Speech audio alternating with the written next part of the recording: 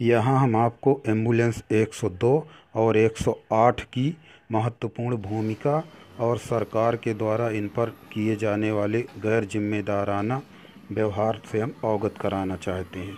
Ambulance 108 जब कभी कोई भीषण दुर्घटना हो जाती है या कोई रोड एक्सीडेंट हो जाता है तो ये घटना स्थल पर शीघ्र पहुंचती है और मरीज को अपने अंडर में लेकर के इलाज कार्य संपन्न करती है। अगर कोई भीषण अग्निकांड हो जाता है तब भी एम्बुलेंस 108 उचित समय पर पहुंचती है और वहां मरीज को अपने अंडर में लेती है। किसी भयंकर रेल हादसे में भी आप देख रहे हैं एम्बुलेंस 108 आपकी अपनी उचित भूमिका से पीछे नहीं हटती है और ये समय पर उसको अपने नियंत्रण में लेती है तथा मरीजों को अस्पताल में पहुंचाने का कार्य करती है। अगर अस्पताल में स्टाफ कम है तो उन्हीं के साथ मिलकर ये मरीजों को अच्छी तरीके से इलाज देने का काम करती है। अगर एम्बुलेंस 102 में कोई गर्भवती महिला संबंधित केस आता है जहां दूर दराज में अस्पताल नहीं है तो एम्बुलेंस 102 वहां पर पहुंचती है और मरीज को लेकर आती है अस्पताल में। आप देख रहे हैं इनको अस्पताल में एडमिट कराती है। एडमिट कराने के बाद अगर वहाँ महिला डॉक्टर मौजूद है या कोई भी डॉक्टर मौजूद है तो उनको हैंड ओवर दिया जाता है।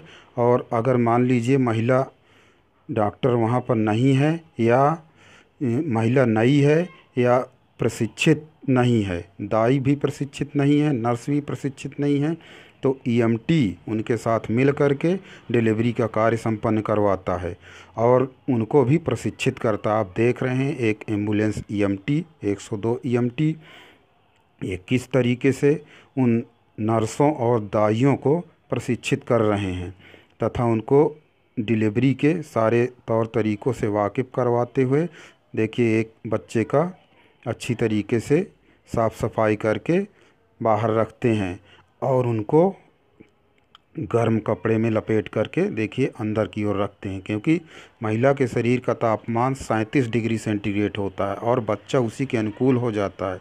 बाहर आने पर उसको ठंड लग सकती है, इसलिए उसको उचित तापमान में रखना ज़रूरी होता है। सारी देखिए फैसिलिटीज़ ईएमटी साहब उपलब्ध करा रहे हैं।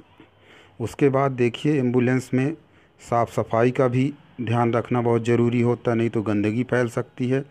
तो पूरा साफ़ सफाई का ध्यान भी रखा जा रहा है। आप देख रहे हैं डिलीवरी के पश्चात एम्बुलेंस को व्यवस्थित ढंग से साफ़ सुथरा करने का काम भी इन्हीं लोगों की जिम्मेदारी होती है।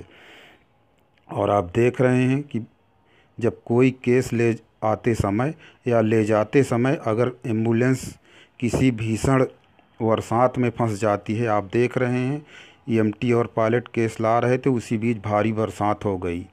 गाड़ी किस तरीके से रोड में जा रही है और पूरा रोड जलमग्न है, जिस तरीके से पानी के थपेड़े उठ रहे हैं, फिर भी अदम्य साहस का परिचय देते हुए ईएमटी और पायलट लोग ये देखिए मरीज़ को अच्छी तरीके से अस्पताल में पहुंचाने का कार्य कर रहे हैं।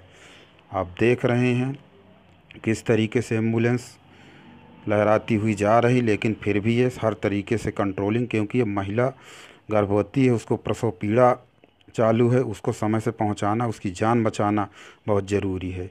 इस तरीके से ये कितना साहसिक कार्य करते हैं। अगर रास्ते में एम्बुलेंस कहीं गड़बड़ हो जाती है, बिगड़ जाती है, तो सामान्य बना बिगड़ा का काम भी यही लोग देखते हैं। अगर बनने की स्थिति में नहीं है तो टोचिंग करके एम्बुलेंस के एमटीज और पायलट ये एम्बुलेंस को गैरेज में पहुंचाते हैं। आप देख रहे हैं ये गैरेज में ले जा रहे हैं और वहां पर गाड़ी व्यवस्थित होती है। तो इस प्रकार से इनकी कितनी महत्वपूर्ण भूमिका होती है। साफ़ सफाई का काम भी देख रहे हैं, पानी लाकर खुद साफ़ सफाई कर रहे हैं और ये हैं पीएम महोदय विशेष अवसरों पर अपनी पूरी टीम के साथ ये सफाई अभियान में भी भाग लेते हैं। अस्पताल को पूरी तरीके से साफ़ किया जाता है। ईएमई जी भी देखिए मास्क लगा करके सफाई अभियान में भाग ले रहे हैं और उनका सारा स्टाफ देखिए एक से बढ़कर एक सब पूरी तरीके से सफाई में भाग ले रहे हैं और एम्बुलेंस को साफ़ सुथरा करके सजाया जाता है। जिस गाड़ी में केस आता है वो केस के लिए जाती है और ये अपने ही पैसों का प्रबंध करके मरीजों को फल वितरण का भी कार्य करते हैं। यहाँ तक कि मरीजों के बिस्तरों तक में जा जाकर पीएम महोदय हैं ये फल वितरण कर रहे हैं और ये ईएमई जी फल वितरण का कार्य कर रहे हैं। इनके साथ साथ ईएमटी लोग भी देखिए फल वितरण में पीछे नहीं रहते हैं। इस तरीके से सारा जिम्मेदार पूर्ण स्टाफ होता है ये, और इनकी इतनी सरकार के द्वारा मतलब इनका हीन व्यवहार इन पर किया जा रहा है। इनके लिए होता क्या है कि देखिए अस्पताल में क्या होता है कि वही जो वहाँ के डॉक्टर होते हैं उन्हीं की दया दृष्टि से इनको कोई अस्पताल में एक कमरा उपलब्ध करा दिया जाता है। अब देखिए वो कमरा किस तरीके का होता है, जो उनके सरकारी कर्मचारियों से बचे हुए कमरे होते हैं उन्हीं में से कोई एक कमरा दे दिया जाता है। तो आप जानते हैं कि किस तरीके से कमरा मिलेगा इनको। इतना जिम्मेदार पूर्ण पद, लेकिन इनके लिए व्यवस्था 12 घंटा की ड्यूटी इनकी होती है और इतना कार्य इनके ऊपर होता है कि इतना व्यस्त रहते हैं कि देखिए सामान भी व्यवस्थित करने का इनके पास समय नहीं बचता है। इस तरीके से व्यस्त रहते हैं और इनका पेमेंट 9,000 पेमेंट होता है। तो बताइए इतने कम पेमेंट में और इतनी बड़ी महत्वपूर्ण जिम्मेदारी 12 घंटा ड्यूटी किस तरीके से ये लोग मैनेजमेंट करते हैं, लेकिन सरकारें इन पर कोई ध्यान नहीं देती हैं। तो क्या इन को इस तरीके से रख करके किसी एक अच्छे समाज का निर्माण किया जा सकता है? मेरे अनुसार तो ऐसा संभव नहीं है। तो इसलिए इस वीडियो के माध्यम से हम सरकार से गुजारिश करना चाहेंगे कि सरकारें इनको शीघ्र ही उचित मान दे और अपने अंडर में लेने का प्रयास करें। हम देख रहे हैं, आपको दिखा रहे हैं, एक अस्पताल है जिसमें माननीय मोदी जी और योगी जी अपने गुलाबी चेहरे के साथ देखिए किस तरीके से बैनर में चिपके हुए हैं। ऐसा लगता है पूरी दुनिया भी इन्हीं तरीके से सुखमय होगी।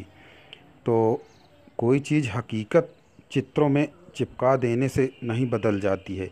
हम इनको ये संदेश देना चाहते हैं कि अगर चुनाव आचार संहिता 2019 लगने से पहले सरकार एम्बुलेंस 108, 102 को अपने अंडर में नहीं लेती और उचित रूप से इनके लिए मानदेय का प्रबंध नहीं करती, तो 2019 के चुनाव में हम सरकार को इस तरीके से मुंह औंधा पलटार देंगे।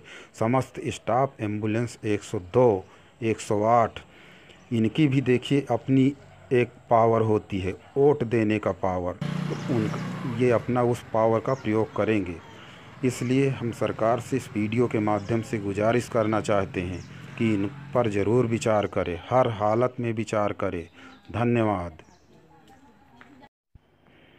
समस्त एम्बुलेंस स्टाफ से अनुरोध है कि इस वीडियो को इतना वायरल करें कि सरकार के कान खड़े हो जाएं और घुटने टेक दे 2019 में चुनाव से पहले। नहीं तो इस सुनहरे अवसर को यदि आपने खो दिया तो बहुत पछतावा होगा। धन्यवाद।